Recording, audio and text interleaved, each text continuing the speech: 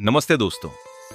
क्या आपको पता है कि हम अभी जिस समय में जी रहे हैं वो कलयुग है और इसकी भविष्यवाणियां तेजी से सच हो रही हैं। भक्ति पावर 108 में आपका स्वागत है।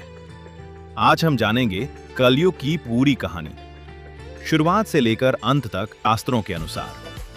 कलयुग 4 युगों में सबसे अंतिम और कठिन युग है, जिसकी शुरुआत महाभारत युद्ध के बाद मानी जाती है, जब भगवान श्री कृष्ण ने पृथ्वी से अपने अवतार का समापन किया और उसी समय से धर्म के 4 चरणों में से केवल एक ही चरण शेष रह गया। शुरुआत में कलयुग धीरे धीरे अपना प्रभाव दिखाता है, जहां मनुष्य के भीतर सत्य, दया, तप और दान जैसे गुण कम होने लगते हैं और उनकी जगह स्वार्थ, लालच, अहंकार और असत्य बढ़ने लगता है। लोग धर्म का पालन तो करते हैं, लेकिन भीतर से कमजोर और भ्रमित होते जाते हैं जैसे जैसे समय बीतता है। समाज में पाखंड बढ़ता है और लोग धर्म के नाम पर दिखावा करने लगते हैं। रिश्तों में सच्चाई और विश्वास कम होने लगता है। माता पिता का सम्मान घटता है। गुरु और शिष्य के बीच का संबंध कमजोर पड़ जाता है। मित्रता भी स्वार्थ पर आधारित हो जाती है। मनुष्य धन और भौतिक सुखों को ही जीवन का उद्देश्य मान लेता है। आगे चलकर समाज में अन्याय और छल कपट का बोलबाला हो जाता है। राजा और शासक प्रजा की भलाई के बजाय अपने लाभ के लिए कार्य करने लगते हैं।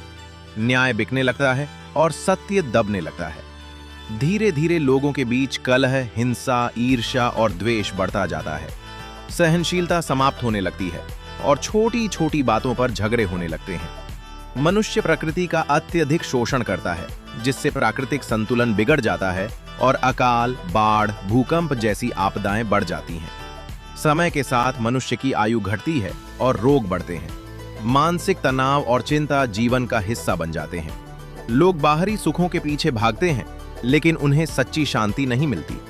शास्त्रों में कहा गया है कि इस समय में सच्ची भक्ति ही सबसे सरल मार्ग होता है और जो व्यक्ति सच्चे मन से भगवान का नाम लेता है, उसे विशेष फल प्राप्त होता है।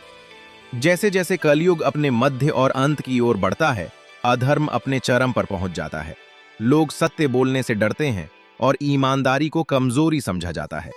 परिवार टूटने लगते हैं, भाई भाई में विवाद होता है, पति पत्नी के रिश्तों में दूरी बढ़ती है और समाज में अविश्वास फैल जाता है। शिक्षा का उद्देश्य केवल धन कमाना रह जाता है और आध्यात्मिकता लगभग समाप्त हो जाती है। मनुष्य अपनी संस्कृति और परंपराओं से दूर हो जाता है। अंत समय में पृथ्वी पर अराजकता, अन्याय और हिंसा का अत्यधिक प्रसार हो जाता है। तब भगवान विष्णु कल की अवतार के रूप में प्रकट होते हैं। वे अधर्म का नाश करते हैं, दुष्टों का संहार करते हैं और धर्म की पुनः स्थापना करते हैं। इसके बाद धीरे धीरे संसार में शांति और सत्य का पुनर्जागरण होता है और सत्य युग का आरंभ होता है, जहां धर्म के 4 चरण पुनः स्थापित होते हैं और मनुष्य सत्य, दया, तप और दान का पालन करता है। इस प्रकार कलयुग की यह पूरी यात्रा हमें यह सिखाती है कि चाहे समय कितना भी कठिन क्यों न हो, अंत में सत्य और धर्म की ही विजय होती है।